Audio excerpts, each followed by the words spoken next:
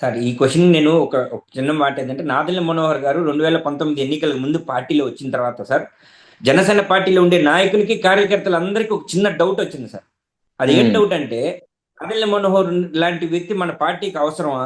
Already Nadella Bhaskar Rao గారు తెలుగుదేశం పార్టీకి వెన్నుపోటు పొడిచి ముఖ్యమంత్రి అయినటువంటి వ్యక్తి కుమారుడిన ఉమ్. ఇక్కడ వచ్చాడంటే ఖచ్చితంగా ఈయన పవన్ కళ్యాణ్ గారికి వెన్నుపోటన్నా పొడుస్తాడు, లేదా ఈ పార్టీని తీసుకెళ్లి తెలుగుదేశంలో అయినా ఒక క్యాస్ట్ పరంగా చూస్తే తీసుకెళ్లి ఆ పార్టీలో కలిపేస్తాడనే మాట చాలా మంది మాట్లాడుకున్నప్పుడు చాలా మంది దాన్ని ఖండించాం సార్. ఇట్లా మనం అంటే ఎవరైనా అన్నప్పుడు మేము కూడా ఖండించాం. మీరు పవన్ కళ్యాణ్ గారి నిర్ణయాలు తీసుకున్నప్పుడు మీరు ఖచ్చితంగా దానికి మనం ఒప్పుకొని తీరాలి, దాన్ని మనం ఖండించకూడదు, పార్టీ కోసం మనం పని చేయాలి, సపోర్ట్ ఉమ్. చేయాలి. పవన్ కళ్యాణ్ గారి మాటే మనకి శిరోధార్యం అన్నట్టుగా ఈ పార్టీలో ఉండాలి తప్ప మనం క్వశ్చన్ చేయకూడదు అనుకున్నాం.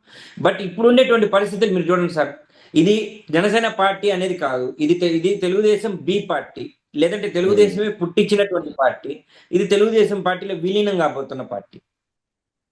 ఓకే. నాదెళ్ల మనోహర్ గారు అనే వ్యక్తి వచ్చిన తర్వాత చూడండి సార్, ఐఏఎస్లు ఐపీఎస్లు ఎమ్మెల్యే స్థాయి క్యాడర్ వ్యక్తులు కూడా అందరూ పార్టీ వదిలి వెళ్ళిపోయారు. జేడి ఉమ్. లక్ష్మీనారాయణ గారు ఐపీఎస్, తోట చంద్రశేఖర్ గారు ఐఏఎస్, రాజోల్ నియోజకవర్గం గెలిచినటువంటి ఎమ్మెల్యే రాపాక వరప్రసాద్ గారు, వీళ్ళందరూ ఎందుకు వెళ్ళిపోయారు సార్?